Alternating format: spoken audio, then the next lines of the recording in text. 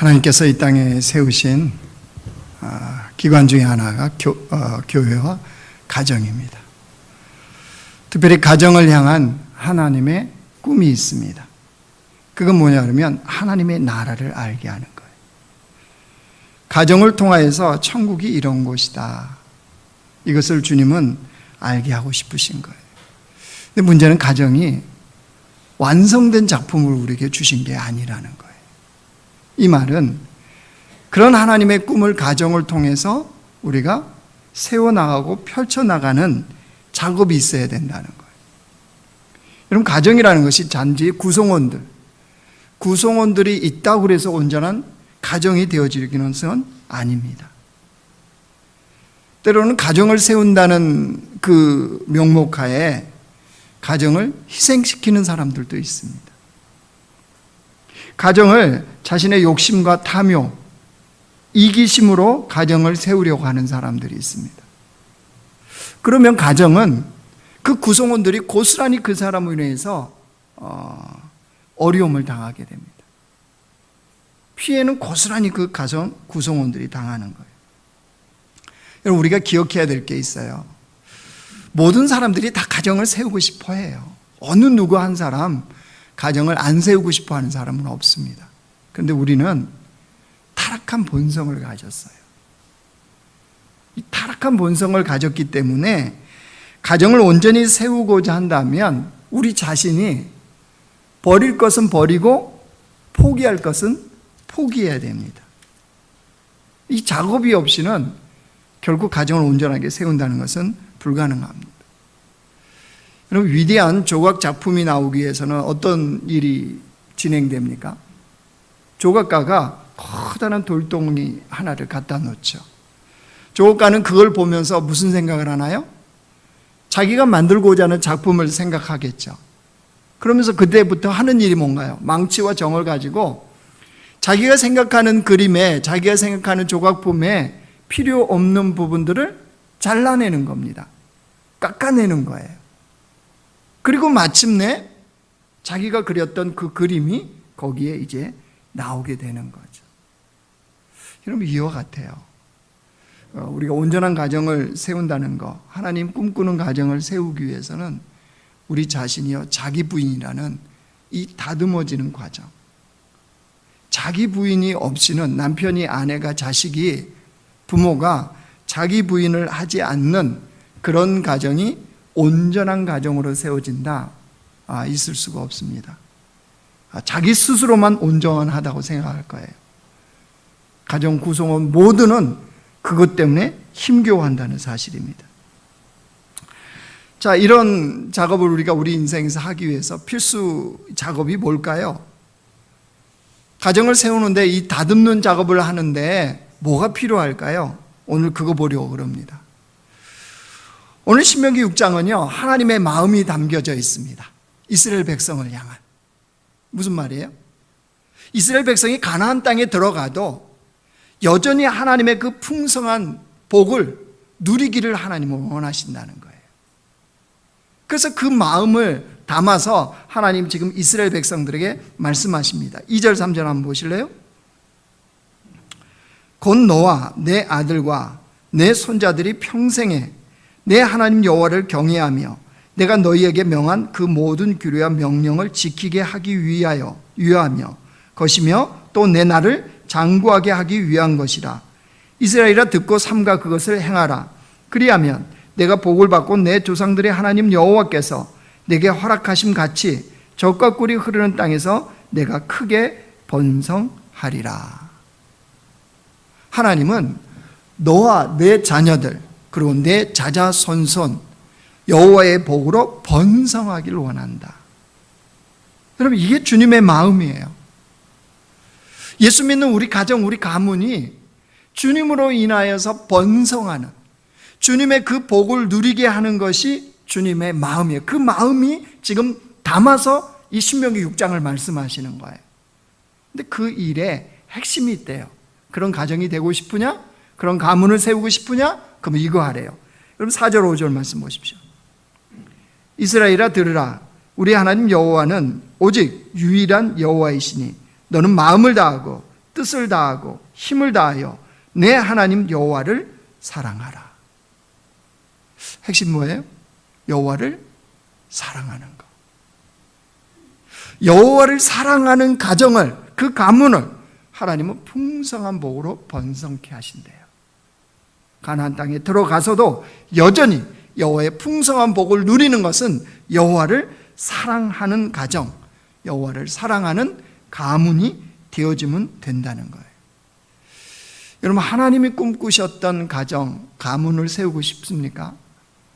그런 소원을 우리 마음속에 담고 있습니까? 그러면 오늘 말씀을 우리가 잘 기억하고 우리 마음에 새길 필요가 있습니다. 그래서 이제 여호와를 사랑하는데 그러면 어떻게 사랑할 거냐? 그게 이제 6절부터 우리가 기록하고 있는 말씀이에요. 한번 보실래요? 6절 한번 보실래요? 오늘 내가 네게 명하는 이 말씀을 너는 마음에 새기고, 그러기 위해서 하나님의 말씀을 내 마음에 새기는 작업을 하라는 거예요. 또 7절 보세요. 내 자녀에게 부지런히 가르치며 집에 앉아있을 때든지 길을 갈 때든지 누워있을 때든지 일어날 때든지 이 말씀을 강론할 것이며. 자녀들을 어떻게 하래요? 여호와의 말씀으로 열심히 가르치래요. 그게 여호와를 사랑하는 거예요. 다음 8절 보세요. 너는 또 그것을 내 손목에 매며 기호를 삼으며 내 미간에 붙여 표로 삼고. 이게 무슨 말인가요? 하나님의 말씀이 내 삶의 그 흔적으로 가득해야 된다는 거예요. 그게 여호와를 사랑하는 거라. 9절도 보세요. 또 내 집 문설주와 바깥문에 기록할지니라. 말씀을 탁 덕지덕지 어디 붙여라. 이게 문자적인 그런 해석 말고요. 이 말씀이 뭘 말씀하는 건가요? 말씀의 영향력 아래 있어라. 그러니까 정말 여호와를 사랑한다면 하나님의 말씀이 너희 가정에, 네 삶의 모든 영역에 침투해서 그 말씀에 영향을 받는 가정, 가문을 이루어야 된다. 이 말씀이에요. 더 쉽게 얘기하면 이거예요. 하나님의 말씀의 지배 아래, 통치 아래 있는 가정, 그 개인, 그 가문, 그랬을 때 하나님께서 복을 허락하신다는 거예요. 자, 그러면 질문이 생기죠. 하나님의 말씀으로 사는 것과 하나님을 사랑하는 것, 무슨 관계가 있어요? 분명 오늘 말씀에 여호와를 사랑하는 자에게 이 복을 주신다고 그랬잖아요. 그러면 하나님의 말씀으로 사는 것과 여호와를 사랑하는 것과 무슨 관계가 있나요? 요한복음 14장 말씀 보여주세요.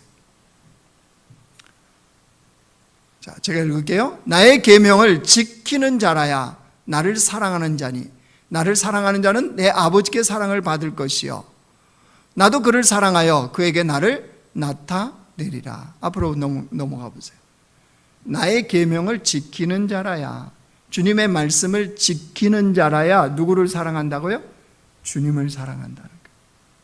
그러니까 주님을 사랑하는 자는 뭘로 증명된다고요? 그 말씀을 지켜 행하는 것으로 증명이 되는 겁니다. 그러니까 하나님의 통치가 있는 인생, 가정이 되기 위해서 필요한 것이 뭐라고요? 주님의 말씀을 지키는 것. 주님의 말씀을 지키기 위해서는요, 여러분, 우리는 우리 안에 가득 찬 대로 삶을 살아요. 아시죠? 마음에 내가 가득 찬 게 나와요. 내 마음 속에 뭐가 가득 차 있냐는 거예요. 중국에 잠시 머물렀을 때 중국의 벼 종자를 연구하는 중국 공산당의 국장이죠, 국장의 초대를 받아서 그 집에 간 적이 있습니다. 근데 집과 연구소가 같이 붙어 있더라고요. 근데 그 연구소에 먼저 저희들을 데리고 갔는데 연구소에 들어갔더니 각종 벼 종자들이 다 있어요. 그리고 그거를 또 재배를 해서 그거를 잘하는 걸 보는 거예요. 그러니까 그분이 하는 건 뭐냐면 품종을 개량하고 또 새로운 품종을 만들어내고, 그래서 그 만든 걸 갖고 정책을 만들어서 이렇게 농민들의 농사를, 그 씨앗을 갖고 하게 하는 거예요. 그런 사람이었어요. 그래서 연구소를 쭉 돌아보고 그다음에 이제 점심때가 돼서 가정에 자기 집 바로 붙어 있으니까 점심을 먹자고 그래서 그 집에 들어갔습니다. 점심을 자기가 그 개발한 품종으로 점심을 지어줬어요. 밥을 해줬어요. 그래서 그날 먹었어요. 그런데 지금까지 그 밥맛이 어떠했으며 어떤 품종인지 전혀 기억 못합니다. 그냥 밥 먹었다, 이것만 기억합니다. 근데 제가 그 집을 다녀온 다음부터 이 사람에 대한 인식이 달라졌어요. 저는 그냥 중국 공산당이 임명한 공무원 정도로만 생각하고 그 사람을 늘 만났었거든요. 그런데 그 연구소 가보고 그 집 가보고 나서는 이 사람이 진짜구나, 진짜 벼 종자를 연구하는 사람이구나, 이걸 알게 되어졌어요. 그러니까 당연히 보는 게 달라졌죠. 제 인식이 바뀐 게 뭐겠어요? 그 벼 종자를 연구하는 사람답게 그의 연구소나 그의 집이나 온통 벼 종자로 가득했어요. 그거에 대한 자료, 그거에 대한 것들. 여러분, 삶은 내 안에 뭐가 가득 찼느냐에 따라서 그 영향을 받아요. 여러분, 이런 측면에서 실패한 가정이 하나 있어요. 이삭의 가정이에요. 이삭.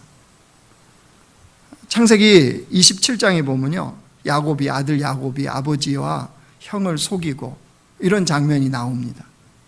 근데 여러분, 이 가정이 원래 하나님이 주셨던 말씀이 있어요. 창세기 25장 보여주실래요? 네. 여호와께서 그에게 이르시되 두 국민이 내 태중에 있구나. 두 국민이 내 복중에서부터 나누이리라. 이 족속이 저 족속보다 강하겠고 큰 자가 어린 자를 섬기리라 하셨더라. 이 무슨 말씀인지 알겠죠? 이삭과 리브가 사이에 쌍둥이가 태어나잖아요. 에서와 야곱이. 근데 하나님이 그때 뱃속에 있을 때 뭐 얘기하세요? 큰 자가 작은 자를, 즉 야곱을 에서가 섬기겠다, 이 말씀이에요. 하나님이 그렇게 정하신 거예요. 그러면 이 말씀을 기억해야 될 거 아니에요? 근데 아버지 이삭이나 어머니 리브가나 그 형 에서나 야곱이나 어느 누구도 이 하나님의 말씀에 관심을 두지 않습니다. 그러니까 어떤 일이 벌어졌나요? 아버지 이삭은 이제 자기가 죽을 날이 가까웠다는 자기 생각이 든 거예요. 그래서 이제 자기가 전통으로 내려오는 대로 장자를 불러서 축복하려고 누구를? 에서를 부르잖아요. 그래서 맛있는 요리를 좀 해와라. 그 내가 먹고 너 축복해 주겠다, 이 얘기하지 않습니까? 아니, 하나님의 약속의 말씀이 있었잖아요. 근데 그거 안중에도 없어요. 자, 그러면 좀 리브가는 다르겠죠. 어머니는 동일해요. 그 복 에서에게 가면 안 된다는 거예요. 자기가 사랑하는, 자기가 편애하는 야곱에게 가요. 여러분, 이 약속의 말씀 때문에 그런 게 아니에요. 리브가도 순전히 자기 욕심, 자기 생각이에요. 그래서 그 복 남편 속이고라도 누구에게? 야곱에게 가야 된다는 거죠. 에서는 어땠을까요? 에서는 응당 자기가 봐야 될 복이라는 거예요. 여러분, 장자는 다른 자식에 비해서 2배의 복을 주는 거 아시죠? 응당 자기에게 임해야 될 복이라는 거예요. 그게 에서의 생각이에요. 야곱은요? 야곱은 어떻게 해서든지 자기가 받아야 될 복, 속이든 빼앗든 자기가 받아야 될 복으로만 여겼어요. 자, 여러분, 이 가정 보십시오. 이삭, 리브가, 에서, 야곱, 이 가정, 예배하는 가정이죠. 하나님께 하나님 섬기는 가정이죠. 그런데 이 가정에 하나님의 말씀이 있나요? 이 네 사람 그 어느 누구도 여호와의 말씀에 관심을 두거나 기억하는 사람이 단 한 명도 없었습니다. 이걸 뭘 증명하나요? 하나님의 말씀이 없는 가정이라는 거죠. 그러니까 이들은 하나님을 예배하고 하나님을 섬기는 가정이었음에도 불구하고 이 가정에는 주님의 말씀이 없어요. 그러니까 이삭도 리브가도 에서도 야곱도 다 뭐예요? 자기 생각이에요. 자기 생각. 자기 생각에 이끌려서 그 욕심으로 가득 찬 모습을 각자가 다 드러내는 거예요. 여러분, 충분히 우리도 그럴 수 있는 거예요.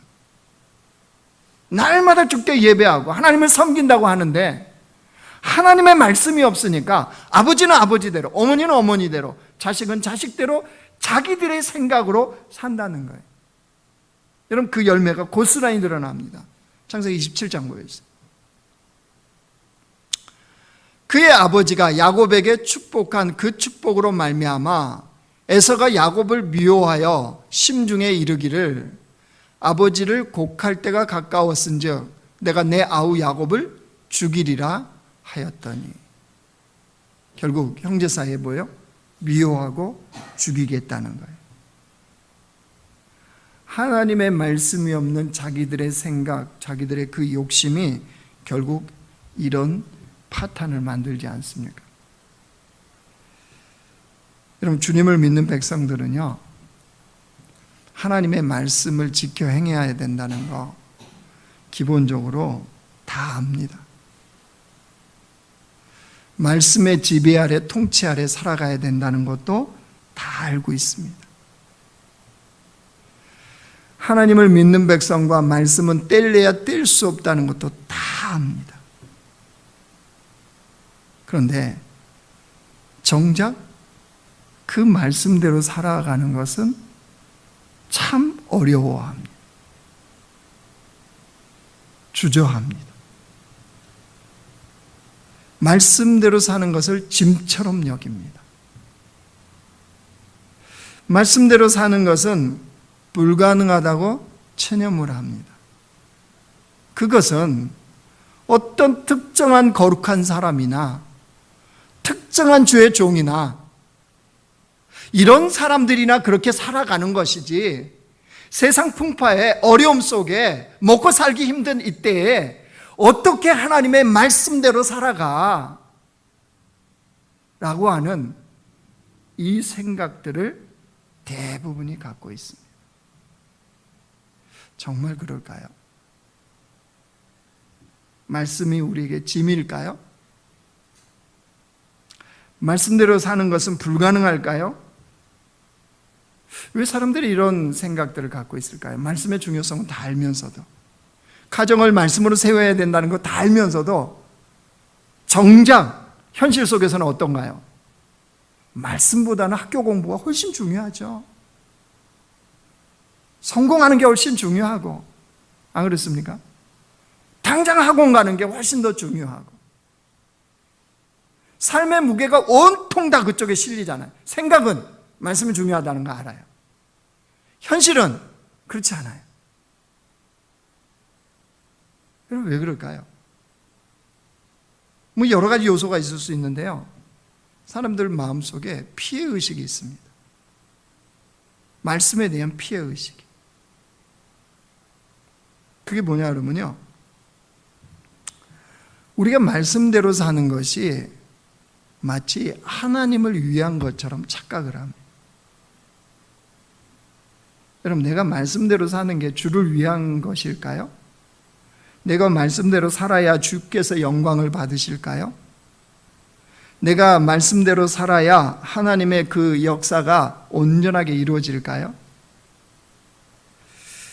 여러분, 이런 피해의식이 우리에게 있어요. 마치 주를 위한 것인 것처럼, 또 말씀대로 살며 어마어마한 손해와 희생을 감당해야 되는 것처럼 생각을 합니다. 그러니까 여러분, 손해보고 싶지 않잖아요. 희생하고 싶지 않잖아요. 이 험난한 세상에서 말씀대로 살면 늘 손해보고 늘 바보 취급당하고 늘 희생할 것처럼 이렇게 생각되어지니까 당연히 안 하지요. 중요성은 알면서. 근데 분명히 기억하십시오. 우리가 말씀대로 살든 안 살든 하나님께는 아무런 영향이 안 미친다는 사실입니다. 내가 말씀대로 살든 안 살든 하나님께는 아무런 이득되는 게 없습니다. 욥기에 보면 욥과 세 친구가 열심히 논쟁을 벌이죠. 욥은 이해를 못하겠다. 세 친구는 인과응보다. 원인이 있으면 결과가 있는 거야. 네 삶이 그런 거는 너가 그런 삶이 있어. 이거 계속 논쟁하잖아요. 욥기 후반부에 오면요, 그걸 지켜보고 있었던 한 친구가 있어요. 욥과 세 친구가 열심히 논쟁하는 것을 보고 있었던 엘리후라는 사람이 나옵니다. 드디어. 그리고 그가 하는 말이 있어요. 욥기 35장 한번 보이실래요? 표준 세번역으로 한번 볼 텐데요. 제가 읽을게요. 비록 욥께서 죄를 지었다고 한들 하나님께 무슨 손해가 가며 어른의 죄악이, 이 욥을 말하는 거예요, 크다고 한들 하나님께 무슨 영향이 미치겠습니까? 그 다음에요, 또 욥께서 의로운 일을 하셨다고 한들 하나님께 무슨 보탬이 되며 하나님이 어른에게서 얻을 것이 무엇이 있겠습니까? 무슨 말인가요? 하나님의 존재에 아무런 영향이 안 미친다는 거예요. 여러분, 왜인가요? 하나님 창조주 하나님이십니다. 창조주 하나님은 하나님 스스로 영광이 충만하세요. 우리가 피조물이 뭔가 보태거나 뺀다고 그 존재가 영향을 받는 게 아니에요. 피조물 세계, 피조 세계가 아무것도 없이도 하나님은 그 영광으로 충만하시고 완전하세요. 내가 어떤 헌신과 어마어마한 걸 했다고 해서 그 영광이 보태지거나 빼지거나, 아니요, 우리 주님은 그런 분이 아니세요. 그러니까 내가 말씀을 좀 지켜 행하고 안 지켜 행하는 거 주님과 아무런 연관이 없어요. 사실은 내가 그렇게 말씀을 지켜 행하면 하나님이 어마어마한 영광이다, 얼른 착각을 깨뜨리십시오. 하나님의 존재는 변질되거나 바뀌지를 않습니다. 그러면 아니, 당신 자신에게 아무 유익도 안 되는 걸 왜 자꾸 우리에게 말씀을 지키라고 요구하실까요? 성경을 보면 항상 그러잖아요. 그렇죠? 지켜 행하라. 그래야만 내가 이렇게 하겠다. 도대체 하나님은 말씀을 보면 더 지켜 행하래요. 그러니까 우리가 그런 거 보면서 무슨 생각이 듭니까? 이렇게 해야 하나님이 영광을 받으시는가 보다. 하나님이 하나님 되심이 드러나나 보다. 우리 이 착각을, 내가 주를 위해서 마치 말씀대로 살아주는 것처럼 우리는 착각을 하죠. 근데 아니라는 거예요. 그럼 왜 주님은 도대체 그렇게 요구하실까요? 주님의 말씀대로 살라고 우리에게 왜 요구하실까요? 왜? 이유 때문이에요. 그렇습니다. 신명기 10장 말씀 보세요. 같이 한번 읽어요. 시작. 이스라엘아, 내 하나님 여호와께서 내게 요구하는 것이 무엇이냐? 곧 내 하나님 여호와를 경외하여 그의 모든 도를 행하고 그를 사랑하며 마음을 다하고 뜻을 다하여 내 하나님 여호와를 섬기고 내가 오늘 내 행복을 위하여 명하는 여호와의 명령과 규례를 지킬 것이 아니냐. 여호와의 명령과 규례를, 이거 무슨 말이에요? 여호와의 말씀을 지키라, 이 말씀이에요. 근데 그 앞에 딱 보세요. 뭐 때문에 그랬대요? 내 행복을 위하여. 그러니까 그렇게도 주님이 줄기차게 요구하시는 이유가 뭐라고요? 너희들 행복 때문이야. 나 때문이 아니야. 너희들의 행복을 위해서 그 말씀을 지켜 행하라는 거야. 이렇게 말씀하시는 거예요. 자, 그럼 또 질문이에요. 말씀대로 사는 것과 우리 행복은 도대체 무슨 관계가 있어요? 말씀대로 살면 진짜 행복할까요? 예? 진짜 행복할까요? 내 행복을 위해서 그랬다는데 진짜 말씀대로 지켜 행하면 행복하고 행복한 가정이 되냔 말이에요. 행복한 가문이 될까요? 여러분 생각해 보시죠. 우리 모두가 다 알고 있는 사실이 있어요. 인생은 정말 빠르게 지나갑니다. 그렇죠? 그래서 인생을 화살에 비유하고 그림자에 비유해요. 빠르게 지나고 잠깐 해 떴을 때 있었던 그림자와 같은 거죠.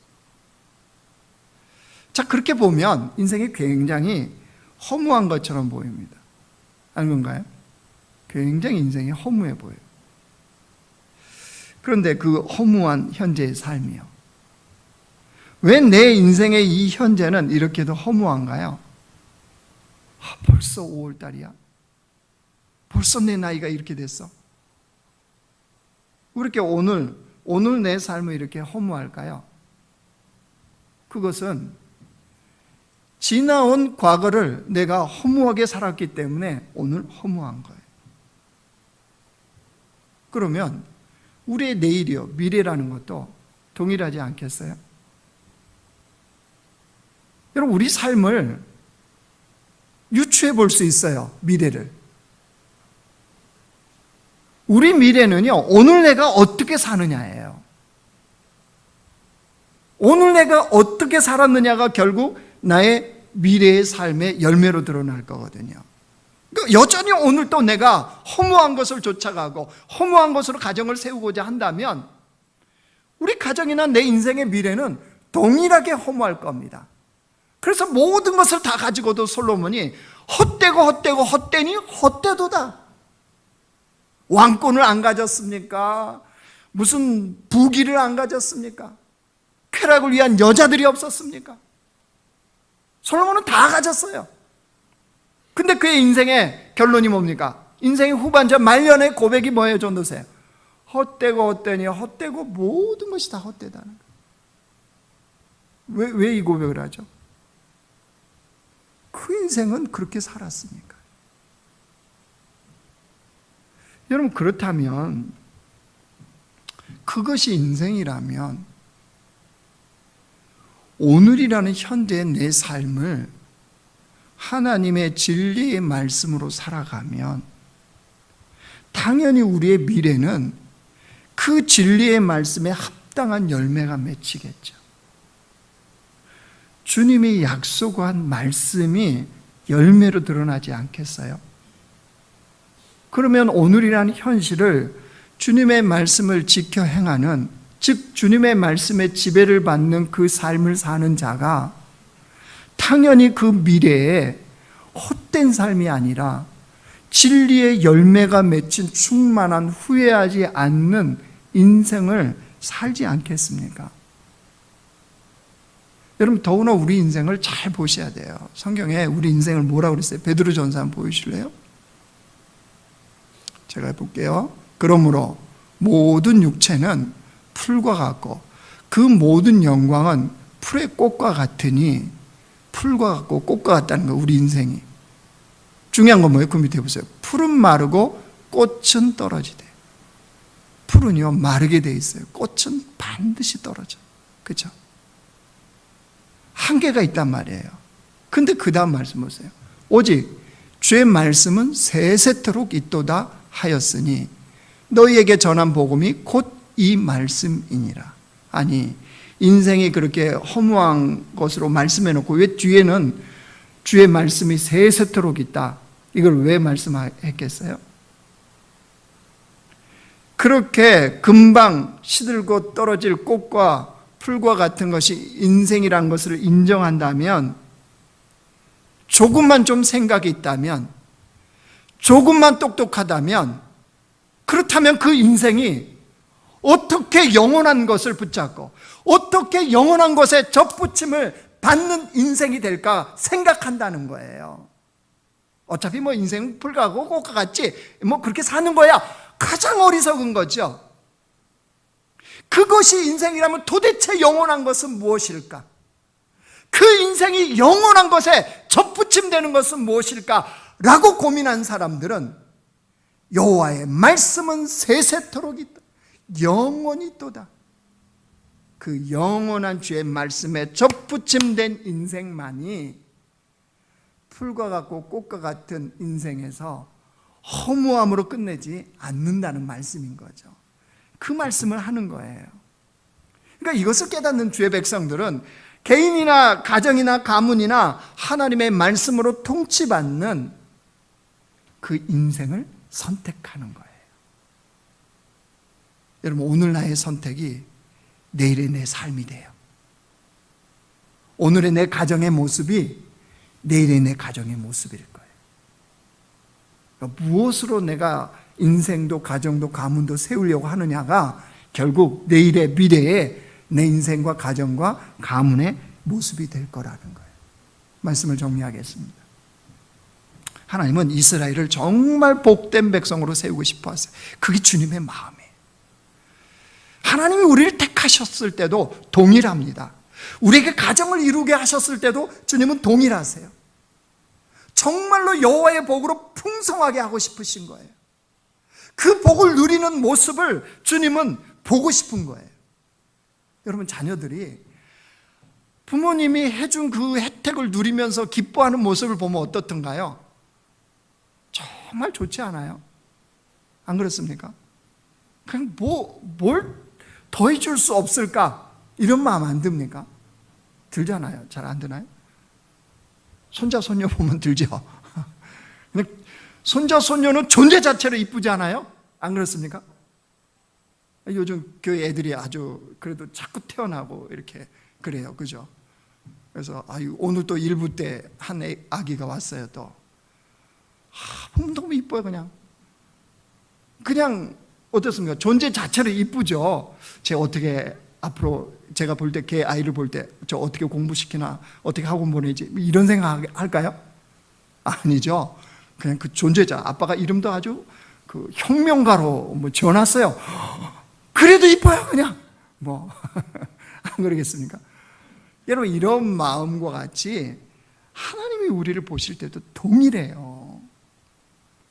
주님은 정말 우리의 가정이, 우리 인생이 여호와의 그 풍성한 복을 누리게 하고 싶은 거예요. 그래서 뭐 하라는 거예요? 하나님 말씀을 지켜 행함으로 네가 나를 사랑한 것을 나타내래요. 그러면 그 가정의, 인생의, 가문에 하나님의 그 충만한 복이 임하는 것은 하나님이 책임지겠다는 거예요. 여러분, 이것을 위해서 우리가 적용해야 될 게 있어요. 뭘 적용해야 되냐? 매일매일 말씀을요, 반복해서 적용하십시오. 말씀을 읽고 묵상하고 또 듣고 공부하고 이런 것들이요, 적용을 위한 거예요. 적용을 위한 거. 적용한 말씀만이 내 심령에 새겨져요. 내 안에 채워져요. 그 적용된 말씀이 내 안에 가득가득할 때 그를 말씀의 사람이라고 그러는 거예요. 하나님은 그것을 여호와를 사랑하는 자다라고 말씀하여요. 그래서 시편 1편 보여주세요. 자, 마지막 말씀 볼 텐데요. 시편 1편 보십시오. 복 있는 사람은 이런 사람이래요. 악인들의 꾀를 따르지 아니하며 죄인들의 길에 서지 아니하며 오만한 자들의 자리에 앉지 아니하고, 그다음 보세요. 오직 여호와의 율법을 지울고하여 그의 율법을 주야로 묵상하는도다. 이 묵상이라는 단어가 하가라는 히브리 단어, 하가. 이거는 계속적으로 반복되는, 끊어지지 않는 묵상, 이거를 하가, 이런 단어를 써요. 그러니까 왜 그렇게 묵상을 하라는 거죠? 그것이 내게 적용된, 실천된 말씀이 될 때 내 안에 그 말씀이 남아있는 거예요. 그것이 여호와를 사랑하는 자. 그러니까 여러분, 지난주에 내 부모를 공경하라 그랬잖아요. 이 말씀을 매일 반복 적용하시는 거예요. 5월 8일만, 5월 9일만 부모를 공경하는 게 아니고 5월 10일, 11일, 16일, 17일 반복해서 적용할 때 내 부모를 공경하라는 여호와의 말씀이 내 삶에 적용된 살아있는 말씀이 되는 거예요. 그게 가득가득 채워지면 어떤 사람이요? 말씀의 사람이 되는 거예요. 주님은 그걸 보고 네가 나를 사랑하는구나. 그래서 약속한 그 복을 주님이 허락한다는 거예요. 여러분, 우리 개인도 가정도 가문도 다 이 여호와의 복을 누리는 복된 가정들 되시길 주님의 이름으로 축원합니다.